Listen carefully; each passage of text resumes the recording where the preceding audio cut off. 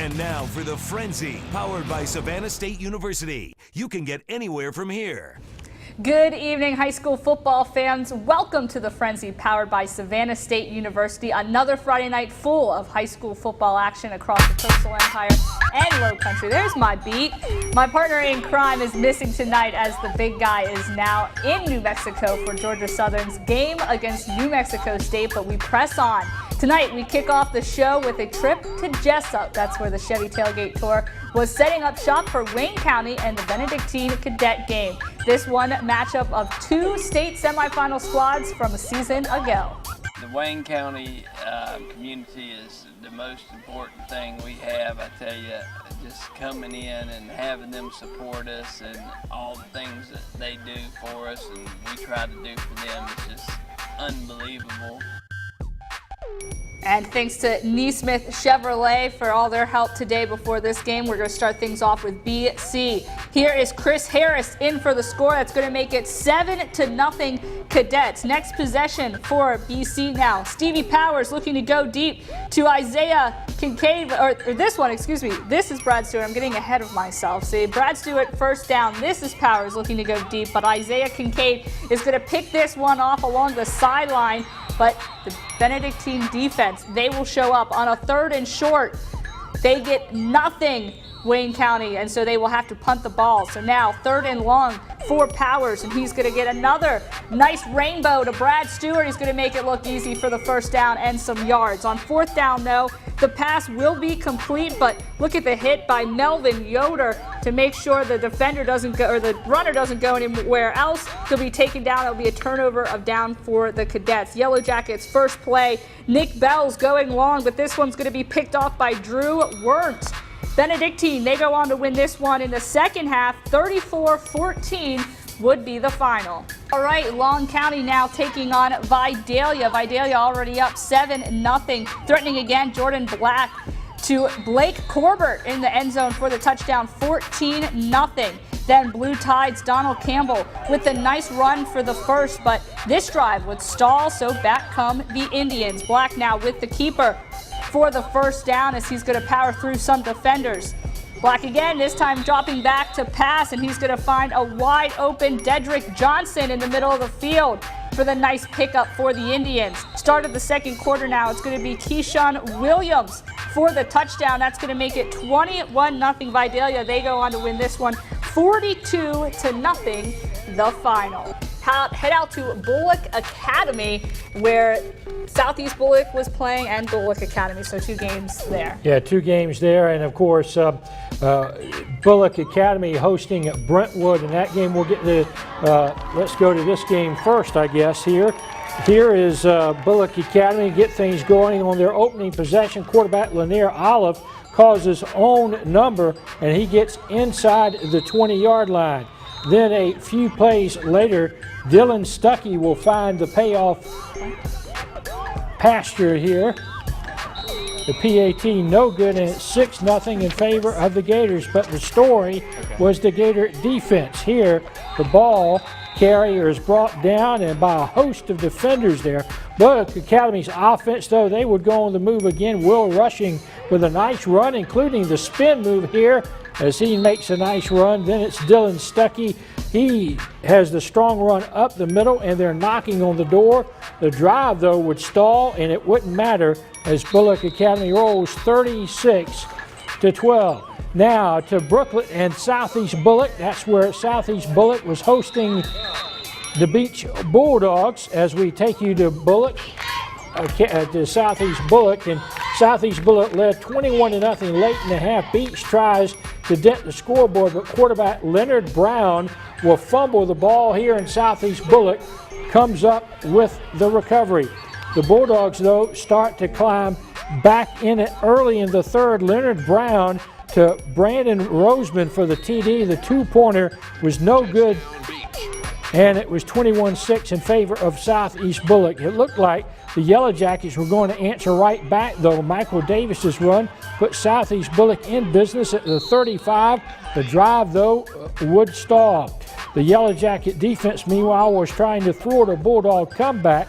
Ryan Ruark with a nice open field tackle there. Undeterred, though, Beach matriculates down the field, and Keontae Lapsey finishes the drive off with the TD. The two-pointer failed, 21-12 SEB. The comeback, though, falls short, and Southeast Bullitt wins 21-12. So Beach tried to make a nice comeback. All right. Well, thank you, Dave. We're going to go now. Bradwell Institute taking on Glenn Academy, scoreless in the first, but that wouldn't last long. Garrison Hurd getting the call early, and he's going to take this rock to the house. Terrors go up 7-0. Ensuing drive, it's going to be Eccles making a nice little pickup with this run. Tiger defense having none of it, though. The quarterback is going to roll right, and then it's going to take a big hit from Walter Thomas, who's going to deny the first down. There it is. Then Glenn Academy with the ball. Quarterback has some time and connects with Adrian Cross for the first down. However, not so much time this snap as Isaiah Barnes records the sack here. The final in this one, 37-7. The Terrors will beat Bradwell Institute. Okay, moving right along now, we've got Effingham, at least I think we've got Effingham at Richmond Hill. There we go.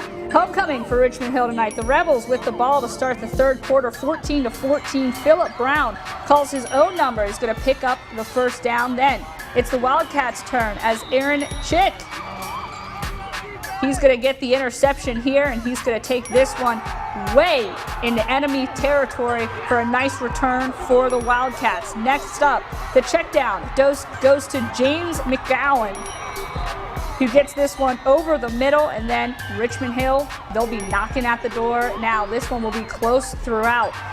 It's going to be Ronnie Harris who gets the call, and he ends up bouncing this one to the outside and in for the score. Effingham will pull back late in this one, though, and they go on to win 24-20 the final.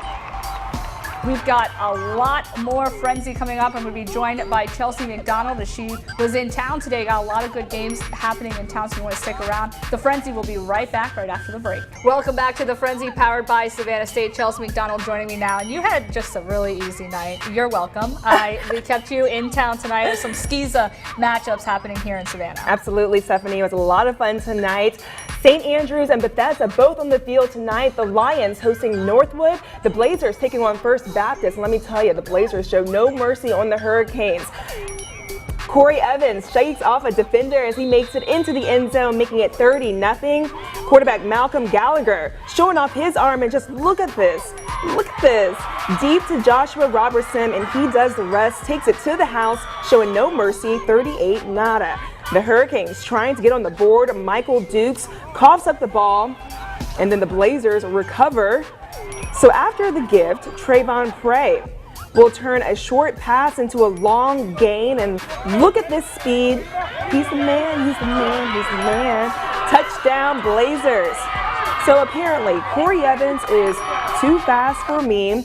He's also too fast for the Hurricanes. He hustles for some big yardage. And then check out Anthony Butler.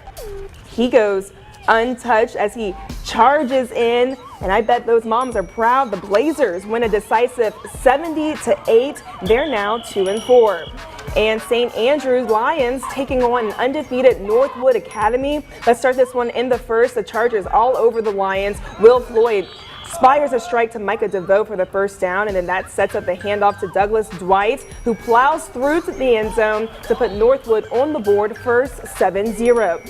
They didn't stop there. Lloyd steps back to find Trey Stuckey. He breaks a few tackles as he moves the chains. And then less than 6 minutes in the first, the Chargers are doing work. Lloyd scrambles and throws deep to find a wide open Dante Jackson in the end zone, 14-zip. And that just gets Northwood going, I'll tell you. Look at the nice spin move by Trevor McNeil. It takes 2 Lions to take him down. Then Lloyd will launch a rocket to Douglas Dwight. He takes it into the red zone. And if it ain't broke, don't fix it. The same play to Dwight again. That makes it 21-0. The Chargers take this one 41-0. They get the shutout, Stephanie. How fun is that? You are at some good games. Another game that you were supposed to be at tonight was Savannah Johnson. They, of course, not playing. They're going to play October 13th at 6 o'clock at Memorial Stadium. Their homecoming, of course, all that stuff getting canceled. So they're going to match. We're going to have a rematch, like pretty much. We're going to play the game on October, a later date on a Monday. So stick around. We're going to have a lot more Frenzy coming up right after the break. We're also going to take a trip to the West as Frank is in New Mexico. So welcome back to the Frenzy, once again powered by Savannah State. We're going to get to Frank in just a minute, but first we're going to go to the Pecan Grove, where Portal would be taking on Claxton. And a rematch, or a matchup in the region here. The Tigers start the scoring with a short Dakota Tillman field goal. That's going to make it 3-0. That one, that's pretty much straight at it. The Panthers, though, they come right back, pulling out all the stops. Tyler Budget to Trent Thomas. The hook in the lateral to Fred Holloway, who hurdles the defender Todd Gurley style, then goes all the way down to the 2-yard line. That would take us to the second quarter and give Ryan White the touchdown for the Panthers as they take the lead. Then Claxton, they're going to respond quickly here.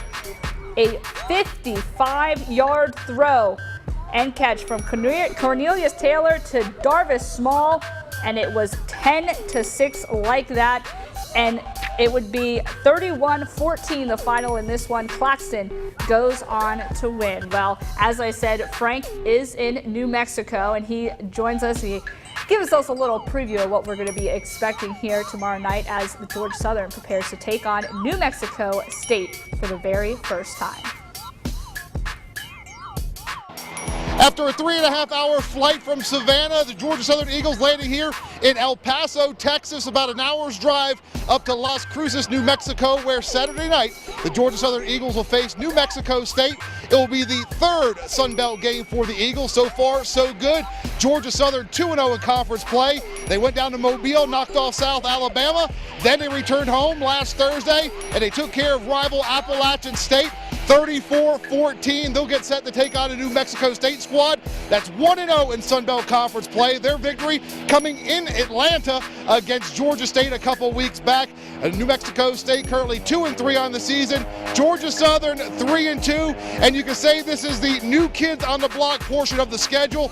Georgia Southern already played Appalachian State. They're getting ready to play New Mexico State. Next week they'll host Idaho. Of course, you throw in Georgia Southern, those are the four newest squads to the Sun Belt Conference. So come Saturday night, we'll see if the Eagles can move to 3-0 in conference play. We'll keep you updated on all the action from here in Mexico. Las Cruces, New Mexico, as Georgia Southern takes on New Mexico State. Again, don't forget to join us for Gridiron Live Sunday morning with a complete recap from all the action out here at New Mexico State.